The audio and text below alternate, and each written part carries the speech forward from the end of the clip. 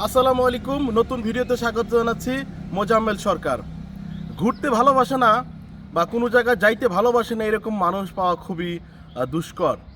সেরকম রৌমারীতে আমরা বলি রৌমারী রাজীবপুরে ভালো ঘোরার বা দেখার মতো খুব ভালো জায়গা নেই, তবে সেইটাকে ঘুচিয়ে দেওয়ার জন্য, সেই অভাবটাকে আমরা শেষ করে দেওয়ার জন্য আপনাদের মাঝে চলে এসেছে Mirzapara green park and resort.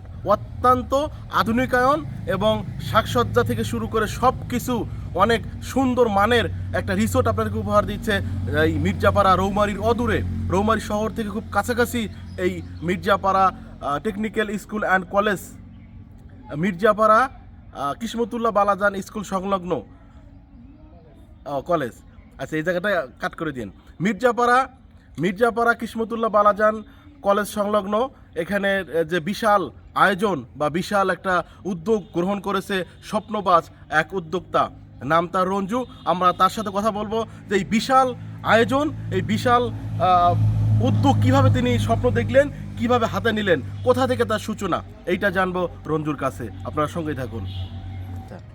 স্বাগত রঞ্জু ভাই, কেমন আছেন? আলহামদুলিল্লাহ, আমি ভালো আছি। আপনি ভালো আছেন? জি আলহামদুলিল্লাহ। এই যে বিশাল আয়োজন আপনার এখানে দেখতে পাচ্ছি, যে রিসোর্ট, এই রিসোর্টের ভাবনাটা আপনার আসলো কোত্থেকে?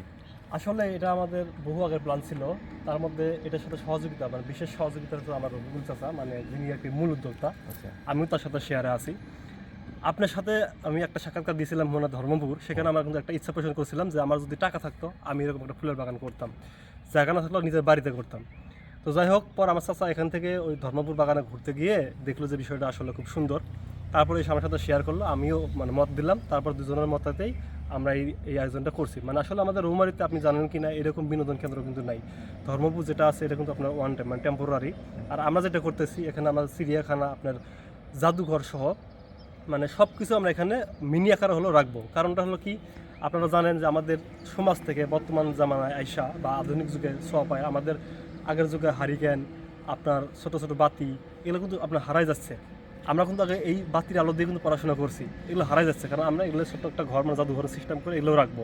প্লাস ওই সেক্টরের মধ্যে আমরা চিড়িয়াখানা করতেছি, সেখানে হরিণ থাকবে। হরিণের আবেদন করা হয়েছে, সম্ভবত 40 কর্মদিবসের মধ্যে আমরা হরিণ পেয়ে যাবো। কয়টা হরিণ আসবে? হরিণ আসবে 2টা, বানর 2টা, আবার বিভিন্ন জাতের কিছু কিছু পাখি থাকতেছে আর কি। তো স্বপ্ন কিরকম আপনার মনে হয় যে এখানে স্থায়ীভাবে হবে, মানুষ সারা পাবে? এখন আলহামদুলিল্লাহ আমরা যে ফেসবুকে পোস্ট বা ফেসবুকে সারা যেভাবে পাচ্ছি বা মানুষ এখনও যেভাবে আসতেছে, আশা করা যায় আমরা রৌমারীবাসী ভালো একটা মানে সাপোর্ট পাবো। সাপোর্ট পেলে ইনশাল্লাহ আমরা এটা আস্তে আস্তে আরও অনেক বড় করার চিন্তা ভাবনা আছে। কুড়িগ্রাম জেলা রৌমারীটা নদী বিচ্ছিন্ন। আপনার কি মনে হয় রৌমারীর এই জায়গাটা আপনার কুড়িগ্রামের ওই পাশে কতটা প্রভাব ফেলবে? পাশাপাশি আমাদের পার্শ্ববর্তী জেলা রয়েছে শেরপুর, জামালপুর, সেখান থেকে দর্শনার্থীর আশা করছেন কিনা? এখন আমি কুড়িগ্রাম ডিস্ট্রিক্টের ভেতরে মোটামুটি কয়েকটা উপজেলা ভ্রমণ করা হয়েছে, বা আবার রাজীবপুরেও কয়েকটা মানে দেখছি যে এরকম আসলে রিসোর্ট নাই। হয়তো থাকলেও যে খাবার ক্যান্টিন এরকম কিছু একটা আছে, কিন্তু ওইরকমভাবে মানে এরকমভাবে আমাদের মতো আয়োজন এরকমভাবে কেউ করে নেই। আমি আশাবাদী আমাদের এটা যখন আমরা আগামী 1 তারিখে আমরা যখন উদ্বোধন করব, শুধু রাজীবপুর না, চিলমারি না, আমাদের এখানে আশা করা যাচ্ছে যে লালমনিরহাট থেকেও মানুষ আসার সম্ভাবনা আছে, এবং কি পেশের দেওয়ানগঞ্জ, জামালপুর এরিয়ার এদিক থেকে মানুষ আসার সম্ভাবনা মানে আশা করা যাচ্ছে আর কি। আর বিশেষ করে এটা মেইন রাস্তার সাথেই, ঢাকা রোডের সাথেই আশা করা যায় এখানে ভালো একটা আমরা সারা পাবো। মোট কথা হচ্ছে যে রৌমারীতে যদি কেউ দেশের যে কোনো জায়গা থেকে রৌমারীতে আসে, অবশ্যই রিসোর্টে আসতে হবে। হ্যাঁ, আর হ্যাঁ অবশ্যই, কারণ হলো ঢাকা থেকে আসতেই দেখবেন যে আমাদের রৌমারীর মধ্যে আসলেই কিন্তু এটাই আপনার চোখের মধ্যে আগে পড়বে। অবশ্যই এখানে আসবে, দেখলে অবশ্যই আসবে, এতটুকু কি আমি আশাবাদী। আপনাদের কাজ কত শতাংশ শেষ হয়েছে? 60% শেষ হয়েছে, আর এখন যে কাজগুলো হবে সেগুলো চোখে পড়ার মতো।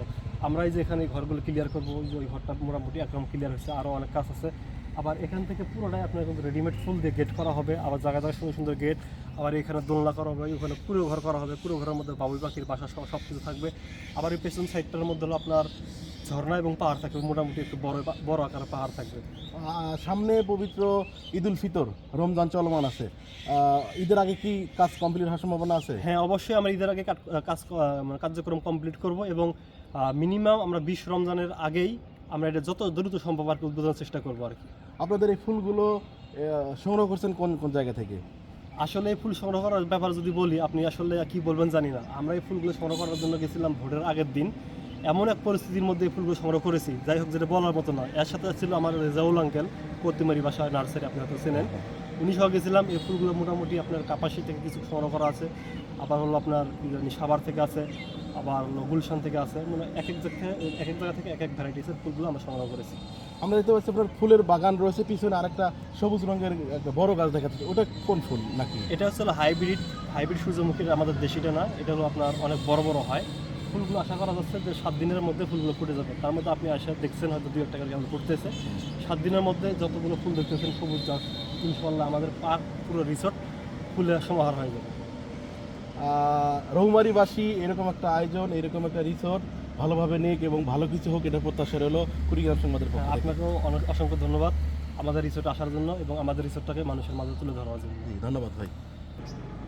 হয়তো আগামী ঈদ উল ফিতরের আগেই রৌমারীবাসী দারুণ একটি রিসোর্ট উপহার পাবে ভ্রমণের জন্য। যারা সারাক্ষণ কাজ করে, সারা মাস কাজ করে, একটু ঘোরার জন্য, একটু সময় ব্যয় করার জন্য, প্রিয়জনকে নিরিবিলি একটি পরিবেশে সময় দিতে চান, তাদের জন্যই এইরকম একটি জায়গা উপহার পাচ্ছে। শুধু রৌমারী নয়, রৌমারী, রাজীবপুর, পার্শ্ববর্তী যে উপজেলাগুলো রয়েছে, চিলমারি, উলিপুর থেকে শুরু করে কুড়িগ্রাম সদর, এছাড়া পার্শ্ববর্তী জেলা শেরপুর এবং জামালপুর থেকেও যদি কেউ মনে করে আমরা রৌমারী আজকে ঘুরতে যাব, রৌমারী দেখব, তাহলে অবশ্যই তারা যেরকম আমাদের রৌমারীতে তুরা রোড অন্যতম একটি স্পট ঘোরার জন্য, এই গ্রিন পার্কটিও মানুষের মাঝে যেন সেরকম একটি সাড়া ফেলে, এইটি প্রত্যাশা এখানকার উদ্যোক্তা যাদের, তাদের পরিশ্রম সফল হোক।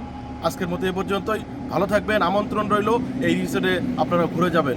ধন্যবাদ সবাইকে, আসসালামু আলাইকুম।